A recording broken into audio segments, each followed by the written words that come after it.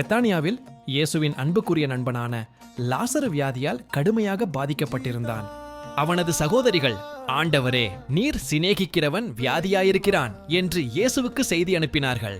ஆனால் இயேசு உடனடியாக வரவில்லை. அவர் பெத்தானியாவுக்குள் பிரவேசித்த போது லாசரு மரித்து கல்லறையில் வைக்கப்பட்டு 4 நாட்கள் ஆகியிருந்தன. மார்த்தாள் இயேசுவிடம் ஓடி, ஆண்டவரே, நீர் இங்கே இருந்திருந்தால் என் சகோதரன் மரிக்க மாட்டான் என்று துக்கத்துடன் கூறினாள். அதற்கு இயேசு, நானே உயிர்த்தெழுதலும் ஜீவனுமாயிருக்கிறேன் என்று கூறி அவளுக்கு நம்பிக்கையூட்டினார். மரியாள் வந்து அவர் பாதத்தில் விழுந்து அழுதபோது அவளுடைய துக்கத்தை கண்ட இயேசுவும் மனமுருகி கண்ணீர் விட்டார். கல்லறைக்கு அருகே வந்த இயேசு, கல்லை எடுத்து போடுங்கள் என்றார். அதற்கு மார்த்தாள், ஆண்டவரே, இப்பொழுது நாருமே, அவன் மரித்து 4 நாட்களாயிற்றே என்று தயங்கினாள். இயேசு அவளை பார்த்து, நீ விசுவாசித்தால் தேவனுடைய மகிமையை காண்பாய் என்று நான் உனக்கு சொல்லவில்லையா என்றார்.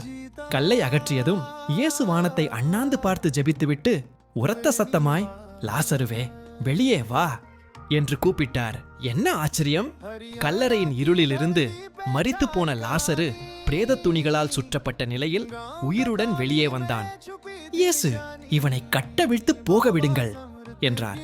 இந்த மாபெரும் அற்புதத்தை கண்ட பலர் இயேசுவை விசுவாசித்தார்கள். இறைவனின் நேரம் நமது நேரத்தை விட ஏன் எப்போதும் மேலானது என்று நினைக்கிறீர்கள்? உங்கள் பதிலை கமெண்டில் சொல்லுங்கள். கதையின் நீதி: மனித கண்ணோட்டத்தில் தாமதமாக தெரிந்தாலும் இறைவனின் நேரத்தில் நம்பிக்கைக்கு அப்பாற்பட்ட அற்புதங்கள் நிகழும். இந்த கதை உங்களுக்கு பிடித்திருக்கும் என்று நம்புகிறேன். இது போன்ற குட்டி ஸ்டோரிஸ்களை நீங்க பார்க்க விரும்பினால் எங்க சேனலை மறக்காம சப்ஸ்கிரைப் பண்ணுங்க.